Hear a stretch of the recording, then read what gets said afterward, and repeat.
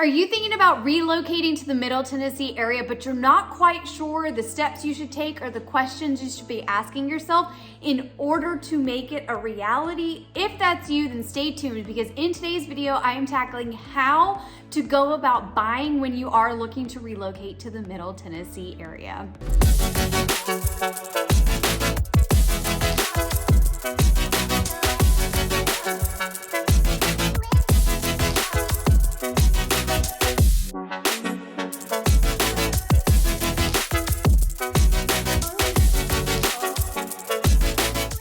Everybody, welcome back to my channel. My name is Caitlin Martin and I'm a local Nashville real estate agent, and I specialize in helping savvy sellers who want to sell right and sell smart, as well as helping out-of-staters looking to relocate to the Middle Tennessee area. If this is your first time stopping by my channel, thank you so much. Please feel free to click subscribe down below so that you're notified anytime I release new real estate videos. So here's the thing. In today's video, I tend to get these questions a lot. People are asking me, okay, well, I want to move, but how do I go about it? What steps should I take first? What questions should I be asking? What do I need to know in order to make it a reality? So I figure if I already have people asking me that, other people probably have those questions too. So I wanted to go ahead and answer them. And if there's anything that I don't cover and you have questions, please don't hesitate to reach out to me. All of my contact information is going to be down below. So if you are looking to make that move, what are things that you need to do and steps you need to take and questions to ask yourself in order to make it a reality? So first things first, if you have not visited the Middle Tennessee area, I would say step one is a recon trip, or what I like to call a recon trip. So that means that you are coming out here, you are exploring the different areas that you have researched online and seeing what you think is ultimately a fit for you. Now, during that recon trip, I would suggest, if you feel like we would be a great fit to work together, I say reach out to me, because I have an entire packet that I put together for people to help them make the most of their recon trip. Now, if you want to choose another agent that's a better fit for you, by all means, please do so. I just want to make sure that anyone who's moving here, they get the agent for them. So first things first, do that recon trip, learn where you ultimately want to be, or a couple of areas that you would ultimately like to be, because if you don't, it can be very easy to get a little all over the place. So you may see a home pop up over here and one over here and one over here, and it's going to make it more stressful, and it's going to make it harder on you when you're just trying to pull them out of thin air versus being more strategic and targeted in your search. So make that recon trip happen. Then the next step, do you have a home to sell? If you do have a home to sell where you are currently living, then I'm going to recommend two things. One, reach out to your agent of choice there. Start to learn, what do you need? What are their recommendations? What do you need to do to get your home ready to go on the market there? Ask them, what are the average days on market, so that you can accurately start to get a feel for how long your home will be on the market before it sells. See if you can get a net to seller sheet to know about an estimate of how much you think your home could sell for, which then means how much profit you would make on your home. And again, the timeline, what steps do you need to do? Because sometimes there are steps that need to be taken prior to even going on the market to make sure that you get the best money possible and the best terms possible when it comes to selling your house. So you're gonna wanna ask your agent these things. Now, if you don't have an agent of choice, you can always reach out to me. I have a wonderful network of agents, and if I know somebody in that area, I am more than happy to recommend them to you. Like I said, I know some killer agents, and so if you don't already have one that you love and are working with, I'm more than happy to recommend a stellar agent to you. So again, you're gonna wanna know this information, because if you have a home to sell, that's going to play a major role in how we write offers. Not only do you want to talk to a real estate agent in your area about getting your home prepped for sale, what they think it's going to sell for, you also want to talk with a lender. Now, here's the thing. I am a huge proponent of buyers working with local lenders here in the Middle Tennessee area. I have a preferred list of my go-to recommended lenders that I'm more than happy to share, because here's the thing, in my experience, the big box lenders like Bank of America or Wells Fargo, they are or Rocket Mortgage, they are far more likely to have hiccups along the way that could delay closing or jeopardize your closing than the local lenders. Local lenders have far more skin in the game, and they're just more dedicated to excellence generally.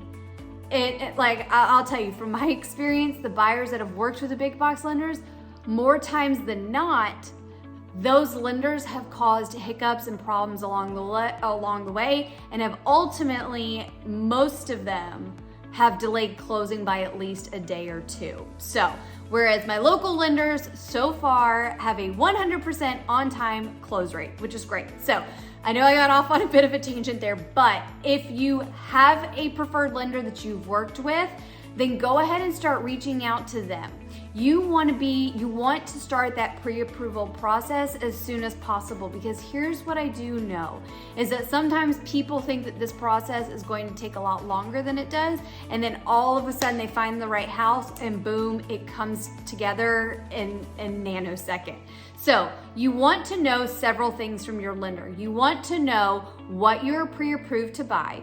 Do you have to sell your house in order to be able to purchase here? That is going to be a critical piece of information.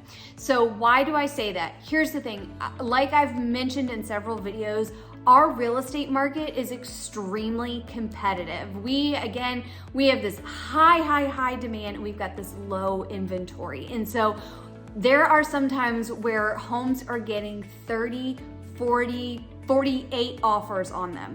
And so if you are a seller, ultimately you are going to be looking for the offer that fits you the best. So whatever terms that you as a seller would be wanting, those sellers here are looking for those terms. And because competition is so stiff, a lot of times things like a home sale contingency make it a lot harder to get over the line with a seller when they're competing against, say, 20 other offers that don't have that home sale contingency, because ultimately a seller, more times than not, is going to choose the offer that presents the lowest risk possible to them of the contract falling apart. And a home sale contingency can be really risky because, and there's two ways to do a home sale contingency, which we'll talk about. But a home sale contingency ultimately can be seen as far more risky, because what if your house doesn't sell, then you can't close on their house, which means that there's a lot of unknowns when it comes to the closing and whether the sale is actually going to go through. So that is something to consider. Now, again, like I said, if you have yet to put your home on the market and you have to sell in order to purchase here, writing that home sale contingency on the sale and close of your current residence, again, not impossible, but it is going to be a lot harder to get an offer with that to the top of a pile in a multiple offer situation. Whereas if you have a home and it's under contract already and you are well on your way to the closing table, that is something that is far more likely to be able to get through to a seller than doing the sale, which means it's not on the market yet, it still has to go under contract, and then the close of that property. Having the sale and close of a home sale contingency in there is much different than just doing the close of the home, meaning it's already under contract. So these are things to think about. Again, and I'm not trying to say this to discourage anybody, but it is something that's going to be really tough when we are dealing with so many competing offers. So if you do have a home sale contingency and you're thinking, okay, but I don't want to sell my house and then be homeless, what do I do? So there's a couple options. So when you talk with your real estate agent, I would ask them, what does the possibility look like of you being able to rent back your home for a certain period of time past the closing of your home? So that means that you're going to already have the funds from the sale of your home available to you, and then that way you don't have to write a home sale contingency in your offer contract that would be here when you're trying to purchase here in the Middle Tennessee area. So again, that can be a really great option if you can find a buyer for your house that would allow you to have 2 months or 3 months so that you can be busy taking that extra time to pack and find your home here. That also is going to provide you the option of being able to pack once and unpack once, because if you are doing the rent back situation in your current house, which just for clarification purposes, means that you have closed on your current home, you have the proceeds from the sale, but you are allowed to stay in your home, whether it's for a certain fee or no fee, for a certain period of time. That is going to allow you the opportunity to pack once, and then once you find your new home, then have all the stuff shipped here and then unpack in the new house. That is going to be one of the more less stressful situations, or how to navigate purchasing when relocating. Now, another option, if you are somebody who is very much like, I need to know steps A, B, C, and D, I need to know exactly how we're going to get from point A to point B with as many in between steps as possible. If you need to have the entire blueprint in front of you to help reduce the stress that you're dealing with, there's a couple other options. So if you can't do the rent back option and while you search for your new home, another thing that I would suggest is closing and then getting out here and doing a short-term rental, maybe for 3 or 4 months, so that you are able to get here. Now, here's what I would suggest, and here's what I found that can work really, really well. But again, I know that a lot of times that you've got to consider several aspects, but here's what I have found has worked best for other clients. So you can, like I said, close on your home, get out here to a short-term rental. That will allow you some benefits, and I would suggest a furnished short-term rental. So that way you're only having to pack up your stuff once. Most of the time, I'm gonna suggest doing a pod, so having all your stuff packed into a pod and then it's stored while you're in your short-term rental. So again, pack it once and unpack it once you find your new home and you close on it. So that is another opportunity, especially if you are not somebody who really wants to do this process mostly virtually, meaning doing it via video tours of homes and FaceTime tours. That's another option at your disposal, and doing the furnished rental is going to allow you that opportunity to, again, not have to pack, unpack. Like that can be a lot, and if you're like me, I hate doing all the packing and moving and all the things, so that can help better streamline the process for you. And then another great option that can tend to be one of the least stressful options would be to find a new build. So new builds around here are generally running between a 9 to 12 month time frame from the time you go under contract to the time you close on the home.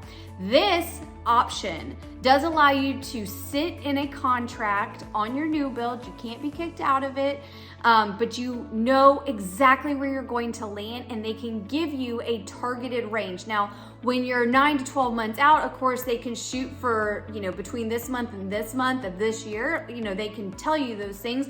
But of course, as you go through, you'll eventually get a close date, which will allow you the opportunity to be able to plan around that close date, plan your move. And again, that's the opportunity to pack once and unpack once. And some of the benefits of that, you get to, it takes some of the stress out of the process. Now, here's the thing, the new builds, that in and of itself is a whole world, and the way that builders are releasing lots is a thing. It is a thing, and it's constantly evolving. But if you were able to get a lot and build the house that you want in the area that you want, it is going to just help give you a little bit more security. There's a little less juggling of balls and a lot less unknowns, because you're gonna know exactly where you're ultimately going. You have a general time frame to work with, and it still gives you the opportunity, especially with kids, to say get them through another school year and then plan your move from there. And because you will have a more set